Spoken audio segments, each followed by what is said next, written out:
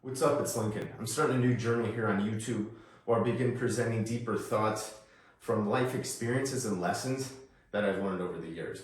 My hopes are to combine my educational and professional background with personal experiences that will hopefully resonate with some aspect of your life. Please enjoy the video. If you like this video, please like it, comment any thoughts or feedback. And if while you're watching this video you feel like it could benefit your friends, family, or coworkers, please share. Let me ask you, what do you consider an addiction? Because in my opinion, an addiction is something that controls every aspect of life. I found my first addiction in bodybuilding. Bodybuilding was this place where my physique could be admired and respected by people. It was this place where I could step on stage with these bright lights to gain this like glory up there on stage. But unfortunately, these bright lights, not only did they show your biggest strengths, they also showed your biggest flaws. So my fitness journey really started when I was 18 years old. I was a skinny, 150-pound, just kid. I had no concept of programming. I had no concept of dieting. I didn't even train my legs. But man, I started to get those initial gains, those beginner muscle pumps. You put on 20 pounds and you feel awesome. It grasps you. You get hooked. So the first 5 years for me were just bro science. I was talking to other buddies who weren't professionals. We were reading magazines. I was on deployment. I was supposed to be getting qualifications. Instead of getting qualifications, why would I do that? I got the Arnold Encyclopedia. Man, it was like God's gift to bodybuilders. Arnold was that legend.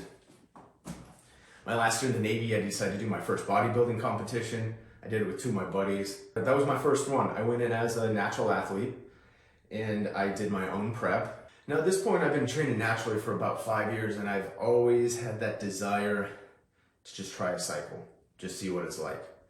So I do Testy and Anavar. Super basic, but man, I blow up. I get crazy gains. I get up to my highest weight that I ever got to at 222. But after that first cycle, I didn't really plan on doing another one. It's not until the following year when Jay and I decided to do a bodybuilding show together that I really get hooked. And this is when the addiction kicks in. We hit a show, and then 6 weeks later I do a show on my own with a new friend that I just met. And then 3 months later I go to a national show, and this one I'm doing steroids again, and now I'm hooked. All I want to do is become a professional bodybuilder. My entire lifestyle revolves around it. The way I operate in relationships. But I love it, and I'm on this mission now. And I give myself structure, and I recognize I have self-control, and this is outside of the military. So now I've learned how to set this structure for myself. But it takes a toll mentally and physically. To say I turned myself into a machine would be an understatement. It's more like a walking zombie. I would wake up, I'd eat my 7 meals a day, I would work out, consume copious amounts of steroids, and I would stare at myself in the mirror for hours on end, just going through the motions of my routine one time after another, just trying to perfect it. But I was judging every ounce of fat my body was holding. I could be in the 5 to 6% body fat range and still only see fat. It was like I could never be enough. It was never good enough. And this was just this overwhelming feeling that I had every time before stage. Okay, so I realized I missed telling a really important story about how bad my physical and mental health was. So I was taking so many compounds that for like a month or two, my heart rate was just constantly elevated. And I was getting really close to one of my shows. I'll never forget, I had this one time I was getting ready for an injection and I just felt off. And I was like, I should probably shoot someone a text and be like, hey, if you don't hear from me in like 20, 30 minutes, just give me a call, check in, see what's up. Of course, I'm an idiot. So I didn't text anyone and I just straight to it. Now, obviously I'm here, so I survived. But I was at that point to where I was feeling so bad that I knew I should ask someone to check in on me. But I was so mentally into it that it didn't really matter what was gonna happen. I was gonna do that injection. And I was gonna push my body to whatever limits it took. Because that's how sucked in I was. Now, after all the hard work, you get your 2 minutes on stage under the shining lights where the judges might not like your physique for the day. Maybe you don't fit in the crowd that you're in. Maybe you get recognized and you get that sense of accomplishment. But once that show's over, now it's when you binge. And this is when I created a problem with eating. I would just lose all sense of control for a week. I had a time I gained 25 pounds in a week. 25 pounds. Threw my hormones out of control. They'd be raging. I'd be getting off steroids. There'd be this 1 to 2 week depression period about 3 weeks after. And then, oh no, you start to see the fat come on. And then you start to realize that you're not good enough again. And then you look for the next show. When can I feed that addiction again? When can I get to being that shredded again? But while I was that shredded, I never enjoyed it. Probably because I knew once that show was over, I was gonna lose it. It was just a cycle that continued over and over and over. How many of these cycles can one person endure? For some people, the cycle continues till it kills us.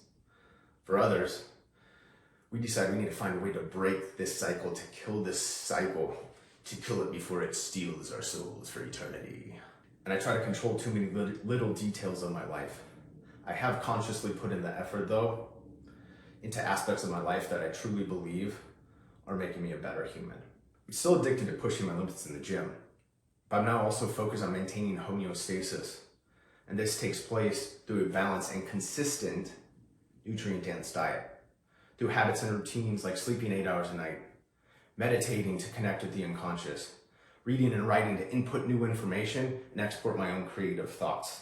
Honestly, this has turned into an obsession to connect with my natural self, to try to accept the good and the bad, but to still continue to search for knowledge and wisdom and how to live a naturally healthy and meaningful life. I do not know if that addictive nature ever leaves. Those of you who have tasted that sweet addictive tea, you know what I'm talking about. But I do believe we can regain some balance. And I think that balance comes through the exploration of our nature. I personally can recognize my own progression. Well, no, I'm definitely not perfect. I now have the ability to regain mental clarity through my consistent routines. So I feel like I just kind of brushed over the fact where I said I'm not perfect. And what I meant by that is I do make a lot of mistakes still, and my mistakes are still substantial and have an incredible effect and impact on my life. These days though, when I go into that state of chaos, I have the structures in place that can help retain my mental clarity or get me back into a place to where I can actually start processing in a healthy way. That hasn't always been the case for me. So the routines I have in place just make those issues more bearable. I feel better than I ever have physically. Well, maybe no, I'm not as strong, more flexible, more mobile, more stable, and more athletic. It's no longer a rush journey for me. I'm no longer trying to see how much progress I can make in 3 months. I want to be better in 1 year. And I want to be even better than that in 5 years. And in 10 years, man, I'm hoping I'm putting my current self to shame. The pressure to achieve everything right now is overloading our adrenal systems, putting us into states of stress and panic. Remember, it's a journey, and we're all on our own unique journey. Well, your potential, my potential may not be the same. We each have our own individual peak potential. But the path to find that starts by searching inward and understanding the true nature of you. Thank you guys. If you like this video, please like, please subscribe. And if you think it would do someone else some good, please share as well. Comment thoughts below. Thank you. Have a blessed week.